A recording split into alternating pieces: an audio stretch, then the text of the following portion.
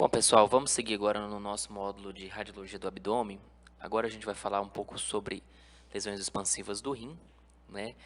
O câncer renal, ele é mais frequente nos homens do que nas mulheres, né? Uma proporção aí de 2 para 1, mais comum na faixa etária dos 50 aos 70 anos. E geralmente, quando a gente caracteriza lesão sólida renal no método de imagem, né, cerca de 80% das vezes isso é uma neoplasia maligna. Então, lesão sólida no rim tem uma alta suspeita para uma neoplasia maligna, né? Quanto maior o tumor, maior a probabilidade de ser uma lesão maligna, e quanto menor a lesão, né, maior a probabilidade de ser benigno ou de uma baixa malignidade, tá?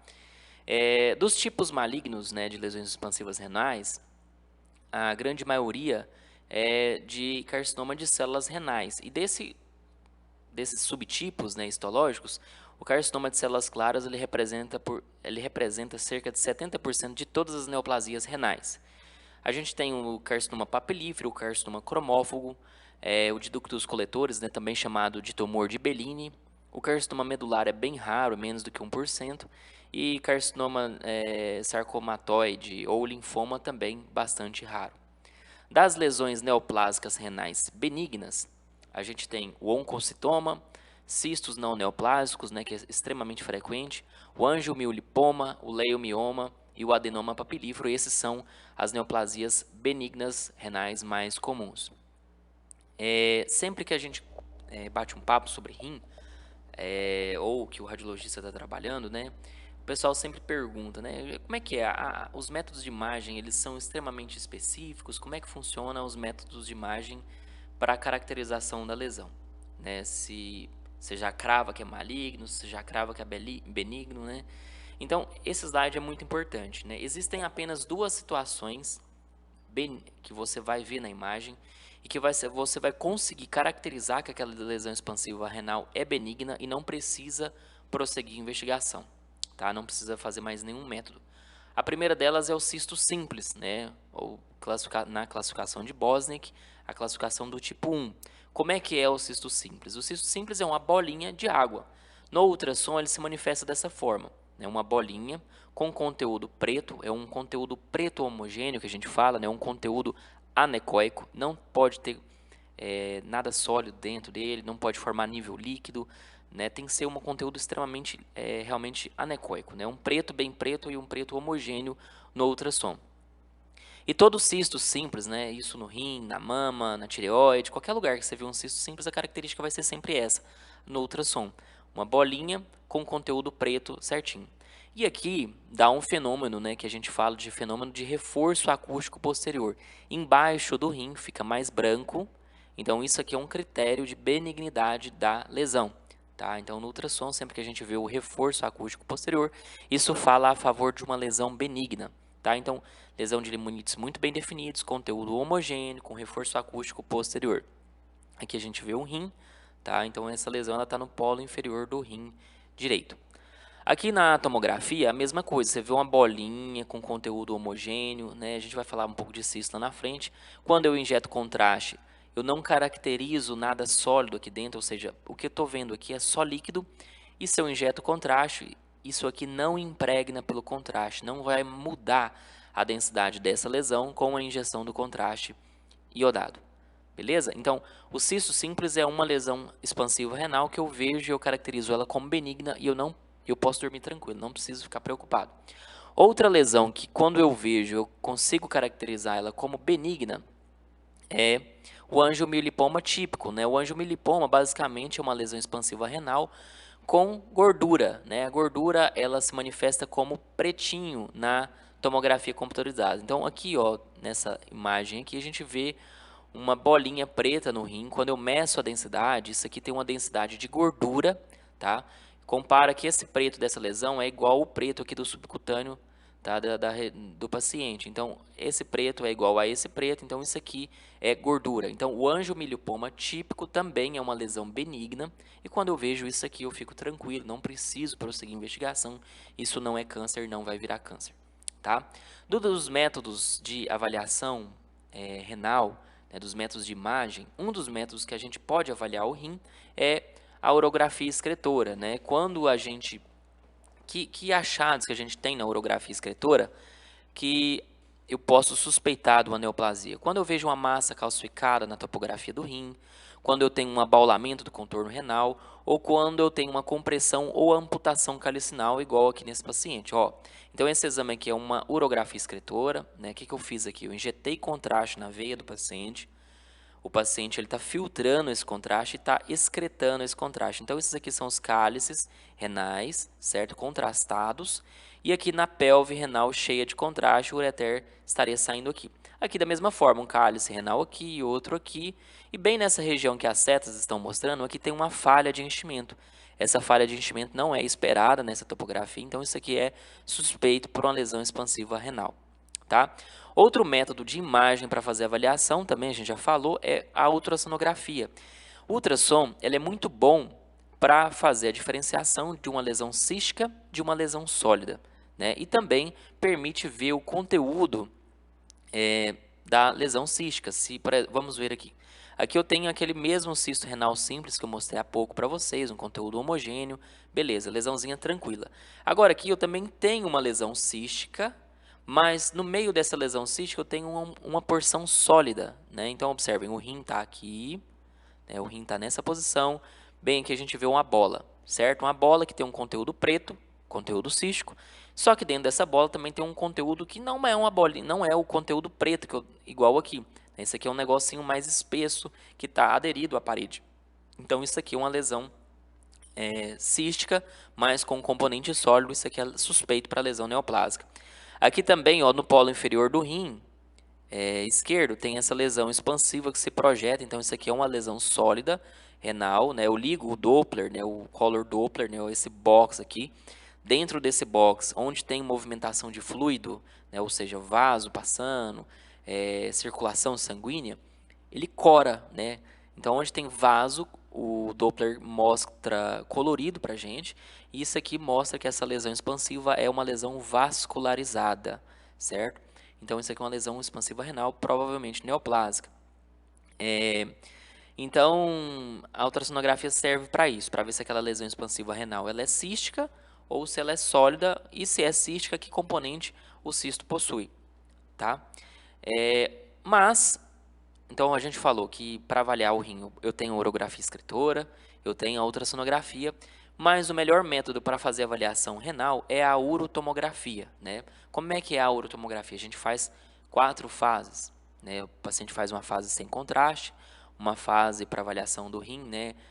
Ali, córtico medular, uma fase mais tardia, que a gente chama de fase nefrográfica, e uma fase excretora, que eu vejo o contraste sendo eliminado do rim e cora, né, contrasta o ureter e a bexiga. Por exemplo, aqui a gente tem uma reconstrução de uma urotomografia na fase excretora, ou seja, isso aqui é uma fase mais tardia, em que eu observo os ureteres preenchidos pelo contraste iodado. Ó, então aqui o ureter coradinho e aqui embaixo enchendo a bexiga. Então, como a urotomografia ela fornece essa informação para a gente, essa reconstrução em 3D, cada vez mais a urotomografia ela tem sido utilizada e a urografia excretora ela tem caído em desuso.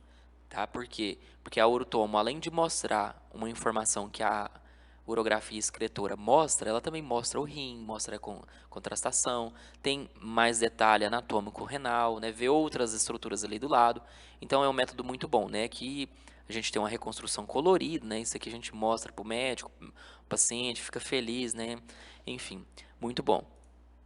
A tomografia, como eu falei, a gente injeta o contraste, né? E como é que eu avalio se uma lesão é sólida ou não é uma lesão sólida?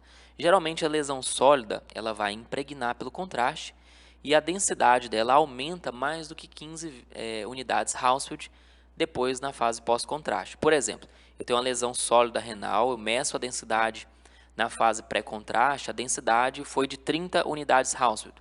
Injeto o contraste, na fase pós-contraste, eu meço novamente a mesma lesão e aquela localização vai ter uma densidade de 60 unidades Hounsfield. Quer dizer que houve um aumento da densidade, né? Ou seja, a lesão impregnou pelo contraste, tem vascularização ali, é uma lesão sólida. Então, quando há um realce superior a 15 unidades Hounsfield, eu falo que essa lesão é uma lesão sólida.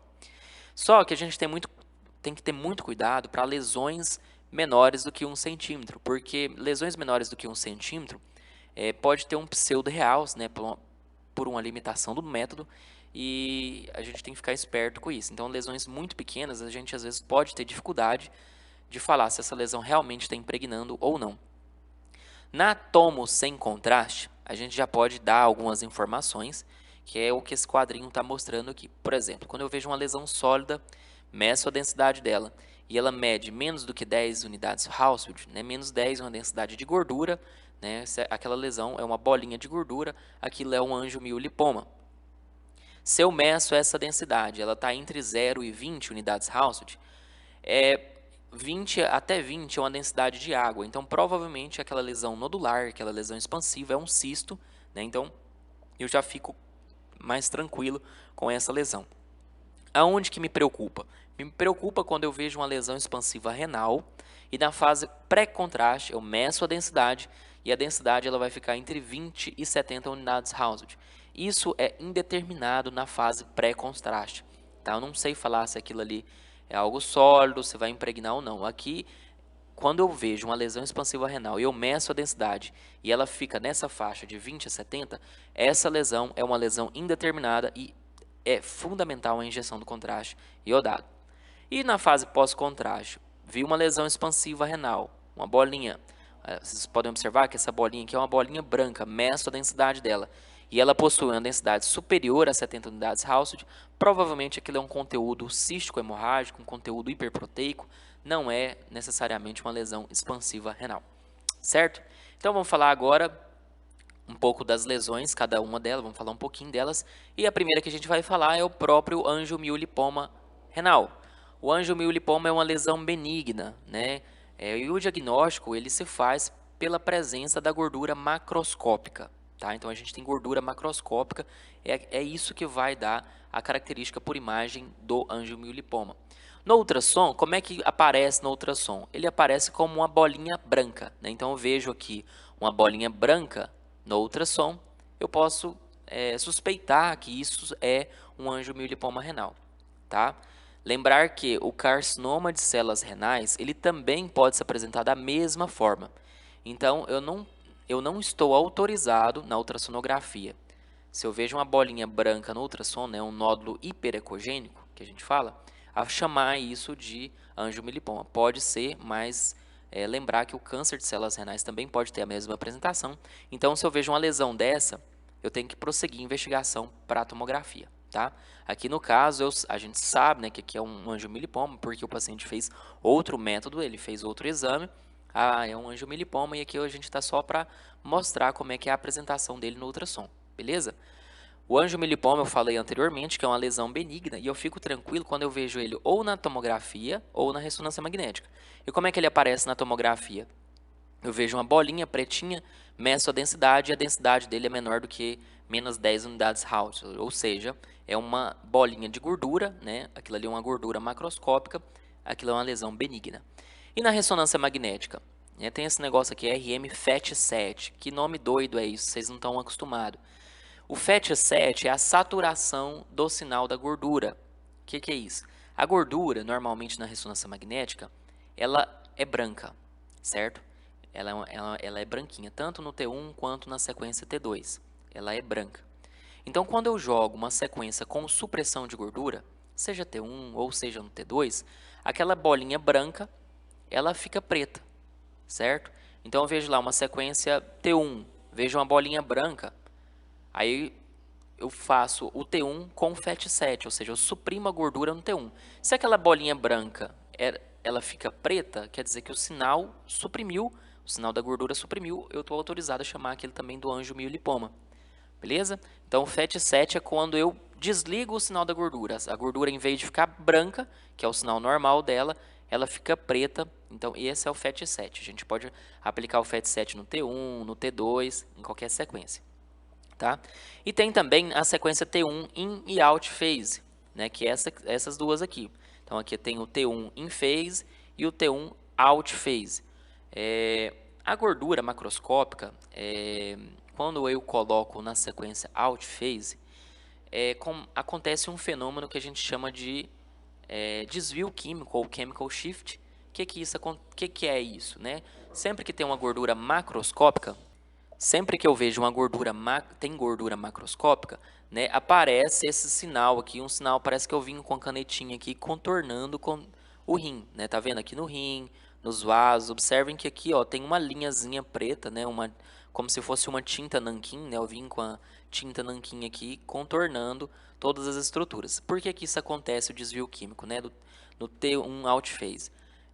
Pela presença da gordura macroscópica, né, onde tem a interface com gordura macroscópica no Alt Phase aparece esse contorno aqui. Observe que no T1 não tem, aqui no rim, e aqui tem, tá? Por que que isso está acontecendo? Porque aqui, ó, na gordura abdominal, né, a gordura visceral, tem essa gordura aqui, por exemplo, a gordura perirenal, é gordura macroscópica, ela está do lado do rim, então no Alt Phase, entre a gordura e o rim aparece esse artefato. Isso é um artefato que a gente utiliza para auxiliar no diagnóstico. Então vamos ver essa lesão aqui, ó. Eu tenho uma lesão aqui e tenho uma lesão aqui. O que que é isso? Isso aqui pode ser um câncer de célula renal? Pode, né? Só que quando eu faço a sequência Alt Phase, ao redor dessa lesão apareceu o contorno, né? Apareceu o chemical shift, né? Essa tinta nanquim aqui circundando essa lesão. Quando isso acontece, mostra que essa lesão ela tem uma gordura macroscópica. Então isso aqui provavelmente é um angiomiolipoma renal, certo? Se isso aqui fosse um câncer de célula renal, não ia aparecer esse artefato, essa linha aqui, esse desvio químico, esse artefato que é conhecido como desvio químico ou chemical shift. Então não iria aparecer essa linha aqui, certo? Então quando aparece, quer dizer que o desvio químico aparece quando você tem uma gordura macroscópica encostando em outra estrutura. Aqui novamente, só para mostrar, né, sequência T1 in phase e a sequência T1 out phase. Tem uma lesão expansiva e apareceu esse contorno aqui, delineando a lesão. Isso quer dizer que essa gordura é uma gordura macroscópica, isso é um angiomiolipoma renal também. Bom, os angiomiolipomas, eles na grande maioria das vezes, eles são assintomáticos, mas eles podem complicar com hemorragias, tá? Então, em algumas situações, a gente indica a cirurgia para os pacientes. Quando? Quando esse angiomiolipoma ele tem uma dimensão superior a 4 centímetros ou quando a gente consegue determinar ali, detectar aneurismas e esses aneurismas são maiores do que meio centímetro. Então, a gente está vendo aqui na loja renal esquerda uma puta de uma lesão expansiva. Aqui tem o rim e aqui esse conteúdo aqui é tudo hemorragia, né, por sangramento. Aqui da mesma forma, sangramento ao redor do rim. Por que que sangrou? Porque tem um angiomiolipoma grande aqui, um angiomiolipoma com dimensões superiores a 4 centímetros. E isso sangrou e esse sangramento promoveu esse transtorno aqui ao redor do rim. No rim é um órgão que ele está muito relacionado a algumas síndromes hereditárias e né? E a síndrome hereditária relacionada ao rim e angiomiolipoma é a esclerose tuberosa, né? A esclerose tuberosa é uma síndrome neurocutânea, né? Tem manifestações neurológicas e cutâneas, né? A gente vai ver isso também na aula de neuro, mas com angiomiolipoma múltiplo. Então isso é muito comum. Então aqui tem várias bolinhas, né? Vários angiomiolipomas renais.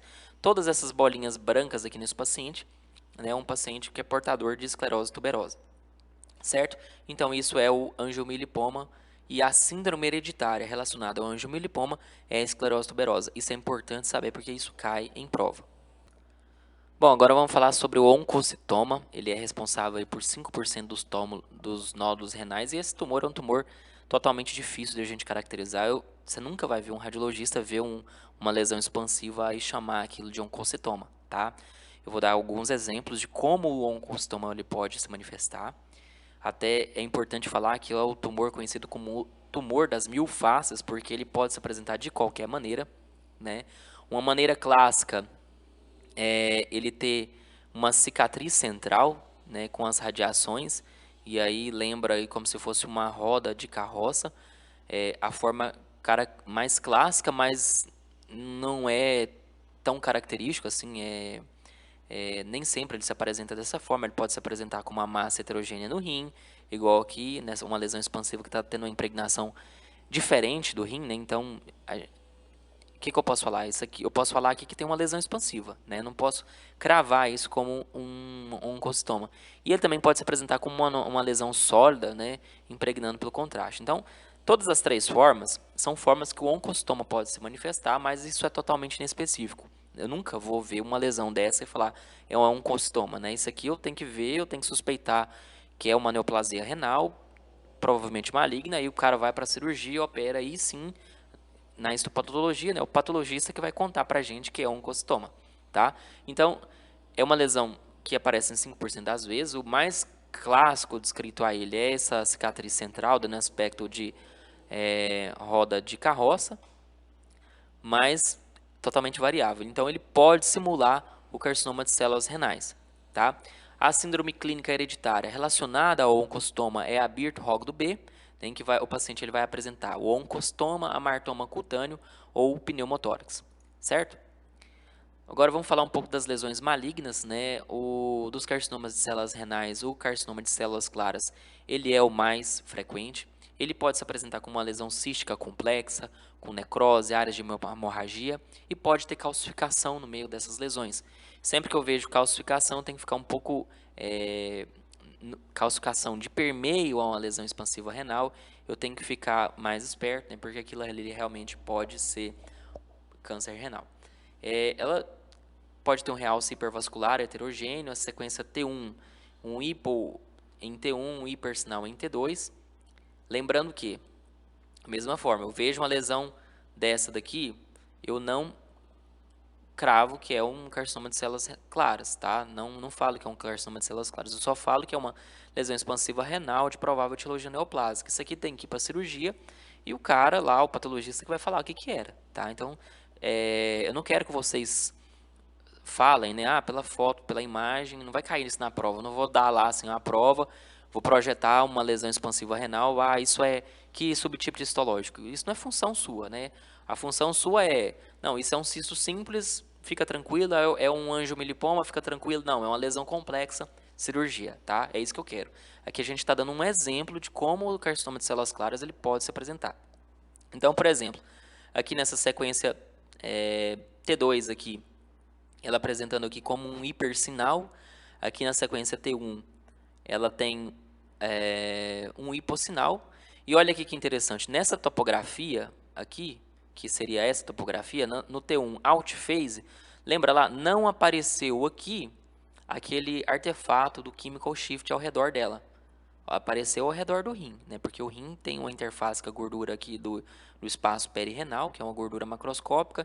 Então aqui dá esse artefato. Mas nessa lesão, ela não apareceu o chemical shift, não apareceu o desvio químico aqui. Então isso aqui, não posso chamar isso aqui de angiomiolipoma, tá?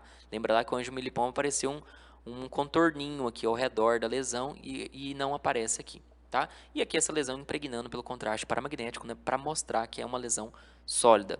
Aqui também, né, outras lesões expansivas, né, renais, aqui o paciente apresenta várias lesões expansivas, porque ele tem uma síndrome hereditária também relacionado ao rim, né, que é o von Hippel-Lindau, né, que o paciente ele pode ter cistos, carcinoma de células claras, hemangioblastoma e feocromostoma, tudo ao mesmo tempo no mesmo paciente. O carcinoma papilífero é outro subtipo histológico, né? Ele também se apresenta como hemorragia, necrose, cisto, calcificação. O realce ele, geralmente é hipovascular homogêneo. O que é isso? É uma lesão que ela impregna, mas impregna menos do que o rim. Depósito de hemosiderina, porque é uma lesão que sangra, e a ressonância hipo em T1 e hipo em T2 também é inespecífico. O que a gente vai ver? A gente vai ver uma lesão expansiva renal que impregna pelo contraste, uma lesão, às vezes ela pode ser maior, igual aqui, nesse caso, né? Então, ela pode ser maior, ela pode ser menor, mas quando a gente vê uma lesão sólida impregnando, é uma lesão neoplásica suspeita, quem vai falar o tipo histológico é o patologista, tá? Não é função do radiologista descobrir isso. Aqui também a gente tem outra lesão expansiva renal impregnando pelo contraste, aqui ela deforma o contorno renal, né? Ela altera a morfologia renal. Essa aqui é um exemplo de carcinoma cromófago, ele tem um realce intermediário, pode exibir uma cicatriz central aí simulando um oncocitoma, né, que é aquela lesão que tem a cicatriz, que tem aquele aspecto de roda de carroça, e a ressonância com leve hipossinal em T2, tá? Também inespecífico. Agora, outro tumor que pode aparecer, né, é o carcinoma de ductos coletores ou tumor de Bellini, que a gente tem uma lesão expansiva nessa topografia, nessa topografia, nessa topografia. É um tumor com origem medular, altamente agressivo, é um câncer realmente muito agressivo. Acontece em homens, né, maiores aí do que 70 anos de idade, com mais de 70 anos de idade. Ele tem um padrão hipovascular. O que eu quero dizer como hipovascular? É uma lesão que impregna, mas impregna menos do que o rim. Observe que essa lesão está mais pretinha do que o rim na fase pós-contraste. Então, isso é o que a gente fala de padrão hipovascular. Tá? O carcinoma medular, ele é altamente agressivo, né? Uma lesão altamente agressiva que invade tudo, dá muita metástase. É importante você saber que ele aparece mais em criança e adultos jovens e pacientes com traço ou anemia falciforme. Tá? Então, esse é o carcinoma medular. Também pode aparecer linfoma renal primário, né? O linfoma começar no rim. A variante mais comum dos linfomas que dão no rim é do subtipo não Hodgkin. Como é que a gente vai ver? A gente vai ver nódulos, vários nódulos renais, bolinha, bolinha, bolinha, bolinha, bolinha, bolinha, né? Vários nódulos renais hipovasculares, né? Eles vão impregnar menos do que o parênquima renal. Então, geralmente, ela pode ser difusa, né? Dando aí um aumento das dimensões do rim, né? Promovendo uma nefromegalia. E ela pode ser tanto comprometer o parênquima renal quanto o espaço perirenal, né? Porque ao redor do espaço perirenal a gente também tem tecido linfóide, aquilo ali pode ser acometido também. E o tratamento aqui não é a nefrectomia, e sim a quimioterapia. Certo? Isso aqui é só um quadrinho das síndromes renais que a gente pode ter, né? E as que vocês têm mais que saber é a esclerose tuberosa, que está relacionada a angiomiolipoma e síndrome neurocutânea. Eu acho que é importante vocês gravar isso aqui, que isso aqui é a que é mais cobrada em prova, tá? Das lesões renais, em relação ao estadiamento, a gente estadia elas em 4 estádios, né? O estágio 1, ela é quando a lesão ela mede até 7 centímetros, lesões maiores do que 7 centímetros no estágio 2. Quando promove uma invasão do espaço perirenal, comprometimento da face de Gerota, e ele invade a via cava, é o estágio 3. E a gente estagia como 4 quando ele tem um maior crescimento, né? Ele tem invade a face, entra aqui na veia renal, invade veia cava, ele pode chegar no átrio esquerdo, dá metástase para linfonodo, então isso aqui seria o estadiamento grau 4, certo? E outra coisa, o rim ele pode ser sede de metástase, ou seja, eu posso ter lesão em outra parte, neoplasia em outra parte, e o rim receber essa lesão? Sim. Quais são os principais sítios que dão metástase para o rim? Geralmente é pulmão, mama, melanoma e tumor gastrointestinal, certo? Outra coisa que aparece muito na prática do radiologista, né, são as biópsias renais, né? O radiologista, junto com o nefro, com o uro, em algumas situações a gente faz aí biópsia renal, né? Lá com ultrassom, eu faço ultrassom do paciente, a gente guia uma punção para fazer a avaliação renal. Quando é que eu faço isso? Quando eu tenho a suspeita que aquela lesão é um linfoma renal, certo? Então, eu vejo vários nódulos hipovasculares, pegando os 2 rins, dando nefromegalia. Eu tenho que pensar em linfoma renal primário. Então aí eu faço primeiro uma biópsia para confirmar. Por quê? Porque o tratamento nesse cara vai ser quimioterapia e não cirurgia, né? Quando eu tenho suspeita de meta para o rim, né, o paciente ele já tem uma neoplasia de base, eu vejo uma lesão expansiva lá, também está autorizado a fazer a biópsia renal para ver se aquilo ali é uma metástase. Quando eu tenho um angiomiolipoma pobre em gordura, em que a gente tem uma certa suspeita para angiomiolipoma, mas ele não obedece todos os critérios, certo? Paciente que está fazendo insuficiência renal, frequentemente a gente faz biópsia renal, né? Às vezes a gente não consegue determinar o motivo da insuficiência renal daquele paciente, né? Ele pode ter uma nefrite lúpica, sei lá, algum processo que ele está tendo que está prejudicando a função renal dele, então a gente faz isso também. E em pacientes que vão evoluir para transplante ou mesmo pacientes transplantados, né? Por exemplo, é muito comum na prática que a gente vê, o paciente ele faz o transplante renal e aí dá 2, 3 dias o rim começa a não funcionar, né? Então a gente vai lá, faz uma biópsia renal para ver se tem algum comprometimento inflamatório, né? Se tem invasão de células inflamatórias no rim, né? Uma reação imunológica aí, para ver o comprometimento desse rim. Tá? Ou pacientes que eles não têm também condição cirúrgica, então ele já tem um, um câncer estabelecido, né, uma neoplasia estabelecida, para a gente poder fazer uma quimioterapia ou ablação renal, né, a gente coloca um material aqui para fazer a radioterapia local, certo? Os tumores uroteliais, eles, na grande maioria das vezes, ele vai ser carcinoma de células transicionais, isso aqui vai responder por 90% das vezes, então é o mais comum, Ele pode ser um tumor sincrônico e metacrônico, ou seja, se eu vejo uma lesão renal, uma lesão urotelial, né? Eu vejo uma lesão na pelve renal ou no ureter, suspeita para neoplasia, eu tenho que procurar o outro ureter, porque pode acontecer de dar duas lesões ao mesmo tempo, então isso é a sincronia. E metacrônico, né, ele tem uma tendência de recidiva, né, com mais de 6 meses. Aparece mais em pacientes de 60 a 70 anos de idade, mais frequente em mulher. Esse tumor aqui é um tumor altamente relacionado ao tabagismo, tá? Então isso aí às vezes cai em prova.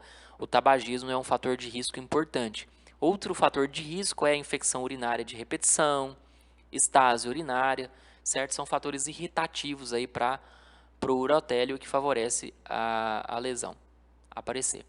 Então aqui são alguns exemplos, né, de carcinoma urotelial. Nessa urografia excretora eu vejo uma puta de uma falha de enchimento aqui, né, na pelve renal, então isso aqui é suspeito para uma lesão neoplásica urotelial. Aqui na bexiga, né, lembra que a bexiga ela é revestida pelo urotélio, né, e aqui a gente vê uma lesão expansiva aqui com base de implantação dentro da bexiga, outras menores aqui, então isso aqui é um exemplo de tumor urotelial. Lembrando que isso aqui é uma ressonância magnética, sequência T2. Por que eu sei que é uma sequência T2? Porque a urina, ela tá branca, né? O xixi tá branco, toda vez que eu vejo conteúdo líquido branco, conteúdo líquido com densidade de água, né? Que a urina é uma densidade, é um líquido bem, com densidade bem leve, isso aqui é uma sequência T2.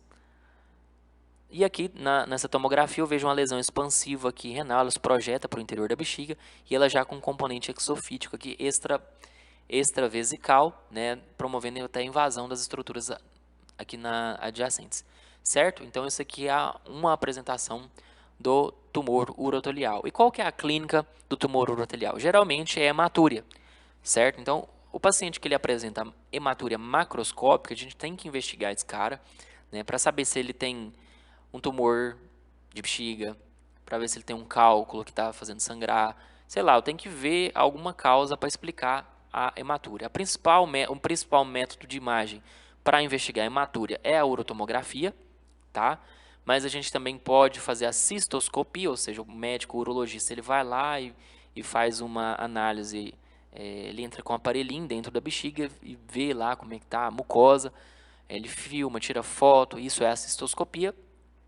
Outros métodos eles podem ser utilizados também na pesquisa de hematúria, como a uroressonância. Geralmente a gente reserva isso para pacientes que têm alergia ao iodo. Só que a uroressonância não é um método tão bom para fazer a avaliação do sistema urinário, porque ela não é boa para ver cálculo, não é boa para ver calcificação, não é boa para ver gás, certo? No sistema urinário. E a ultrassonografia também ela pode ser reservada, né? A gente pode usar a ultrassom para aqueles pacientes que têm alergia ao iodo. O carcinoma de células transicionais, o tratamento dele é a nefroureterectomia radical. Então, se eu vejo lá um tumor na pelve renal do paciente, um tumor é pequeno, assim, vai ter que arrancar o rim e o ureter daquele lado. Então, é um tratamento realmente agressivo, tá? Se ele já tem um componente mais invasivo.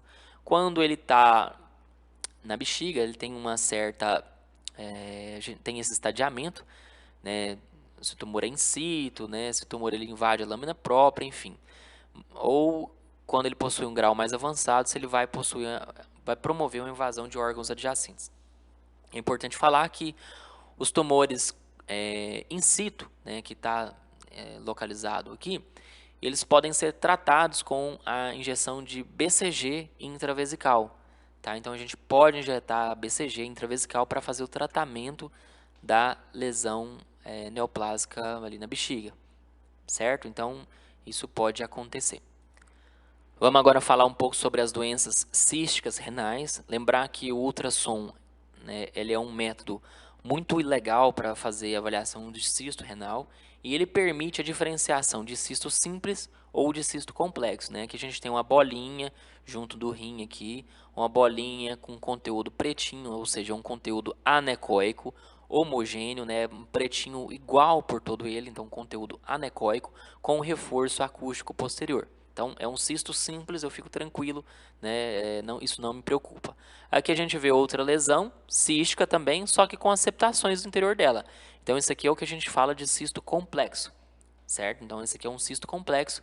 Isso aqui já deixa a gente um pouco mais preocupado, tem que controlar, enfim, ou ir para a tomografia, tá?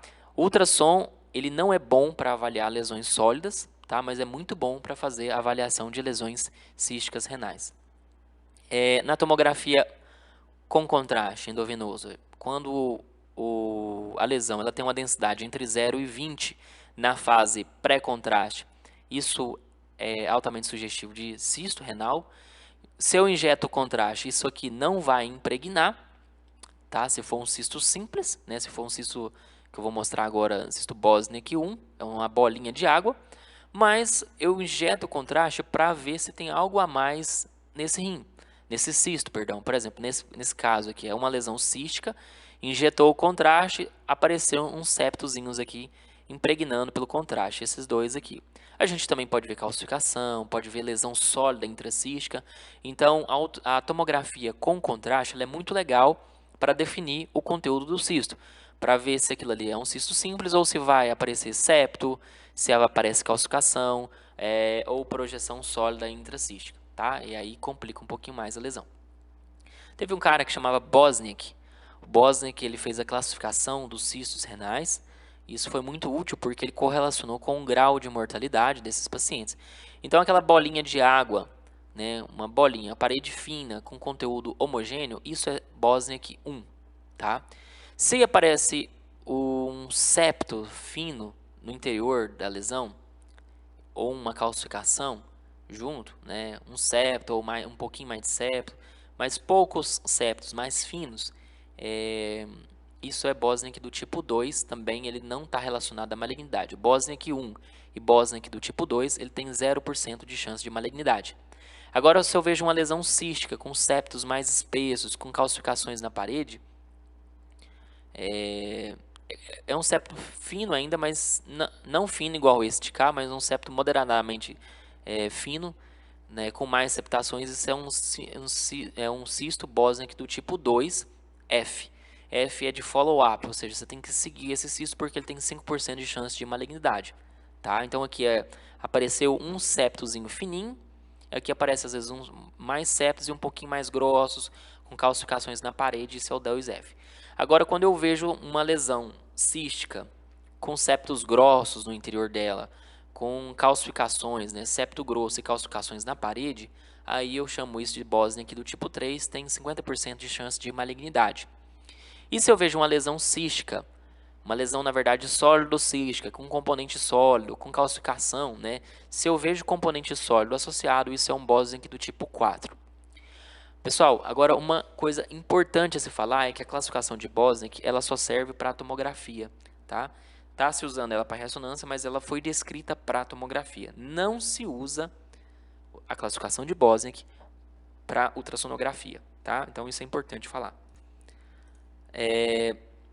A ressonância ela é muito legal para fazer a avaliação de cisto renal, né? Porque os cistos eles vão ser bem característicos, né? Assim como na tomo.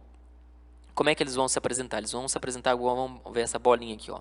É uma bolinha de água. Eles vão ter, essa aqui é uma sequência T2. Eles apresentam um hipersinal em T2. O que é isso? Ele fica branco no T2, né? Então, hipersinal em T2 é quando a lesão ela fica branca. Também não vai impregnar pelo contraste, vai definir a parede, né, se é uma parede fina, se é uma parede grossa, ver septo, ver se tem coisa sólida dentro desse rim, né? E ela é muito boa, né, a ressonância magnética ela é muito boa para detectar pequenos cistos, né, ou cistos indeterminados. Ela é até mais sensível para detecção de cistos pequenos do que a tomografia computadorizada.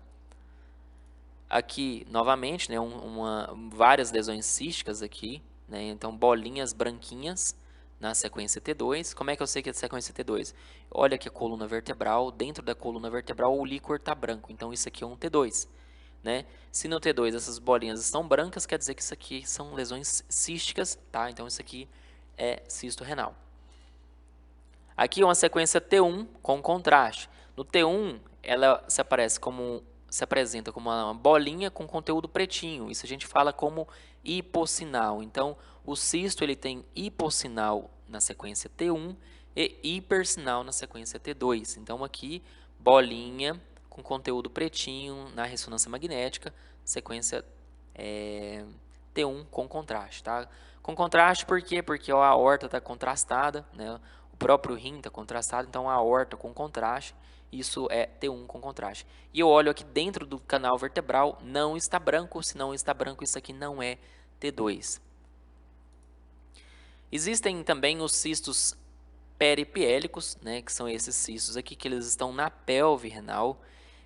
São cistos benignos, né, eles podem ser múltiplos e podem simular uma hidronefrose. Então, é uma lesão que vem da pelve renal. Isso é diferente dos cistos parapiélicos.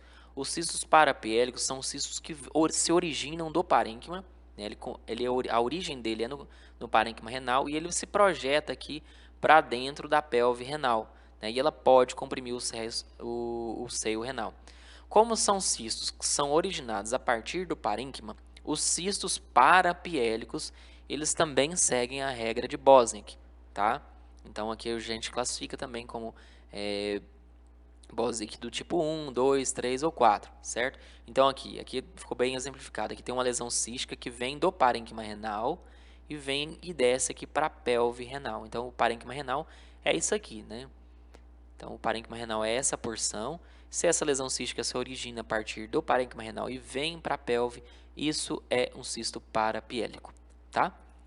Em relação a uma doença renal cística adquirida, elas são lesões que aparecem no nefropata crônico, tá? Então, esses pacientes que eles evoluem para insuficiência renal, né, que vão fazer diálise, como é que é o cisto desse cara? É um cisto, o rim desse cara. É um rim pequenininho, né, o rim diminui de tamanho, com vários cistos.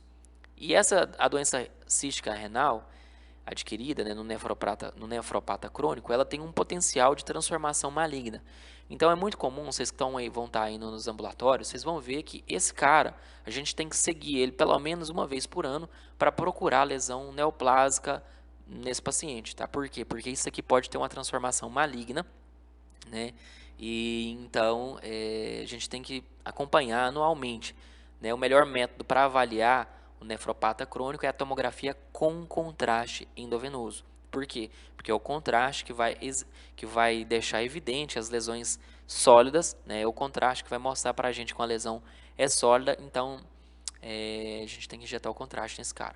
É um cara que já está com a função renal ruim, então não tem problema nenhum você usar o contraste no cara que já tem uma nefropatia crônica, certo? Agora, uma coisa extremamente importante se falar é que não se pode utilizar o gadolínio no cara que tem nefropatia crônica, tá? Você nunca usa gadolínio, jamais na vida você usa esse contraste. Por quê? Porque tem um risco de desenvolver a fibrose nefrogênica. Então, acontece o depósito de gadolínio, né, na pele, o paciente ele não excreta o gadolínio, né, nem na diálise se consegue tirar o gadolínio do paciente. Esse gadolínio depositado, ele no passado, né, com contrastes do passado, isso aconteceu de desenvolver essa fibrose nefrogênica, né, essa reação inflamatória, né, que pode inclusive levar o paciente ao óbito. Então, não pode utilizar gadolínio no cara que tem algum problema renal.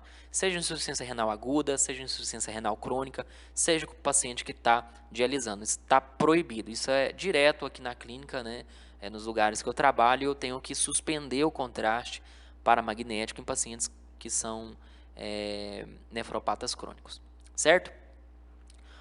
Outra doença que pode aparecer também é a doença renal policística do adulto. Essa doença é uma doença autossômica dominante em que múltiplos cistos eles vão substituir e destruir o parênquima renal. Então, o paciente ele tem essa nefromegalia e o rim virou só cisto, né? Tem múltiplos cistos aqui no parênquima renal. Além disso, a gente também observa cistos no fígado, também pode ter cisto no baço, cisto no pâncreas. Então, toda essa doença renal cística é a doença renal policística do adulto e é uma doença autossômica dominante. Lembrar que, isso é uma coisa que cai em prova, essa doença ela pode ter associação com aneurismas cerebrais, tá? Então, lembrar disso, dessa associação que isso aqui eventualmente cai em prova. Também tem a doença renal policística da criança, que é uma doença autossômica recessiva, né? Que vai ver lá no RN, né? Como é que a gente vai caracterizar essa lesão? Como múltiplos pequenos cistos renais, tá? Isso promove um aumento das dimensões do rim, né? Ou seja, uma nefromegalia bilateral. E na ultrassonografia, pelos cistos serem muito pequenos, são tão pequenos que a gente não consegue ver na ultrassom os pequenos cistos. Então, como é que vai ser o ultrassom do pacientinho, né, da criança com doença renal policística? Ela vai ser um rim branco, né, um rim de dimensões aumentadas e todo branco, né, todo hiperecogênico. Por quê? Porque tem muito cisto aqui e é esse cisto que está promovendo, né, esses múltiplos pequenos cistos que está promovendo o aumento da ecogenicidade renal, aqui nessa ultrassonografia aqui também. Quando a gente faz uma tomografia ou uma ressonância magnética, a gente consegue delimitar melhor as lesões císticas, né? Observem que está todo o parênquima branquinho, né, com hipersinal, porque tem múltiplas pequenas lesões císticas aqui, né, cistos aqui, que estão substituindo o parênquima. Então, outra coisa de se prestar atenção também, que pode cair em provas, é a associação com fibrose hepática nos pacientes portadores de doença renal policística da criança, tá? Então, tem uma alta associação também com fibrose hepática e promovendo aí dilatação das vias biliares. Certo, pessoal? Então, finalizamos aqui sobre as lesões expansivas renais.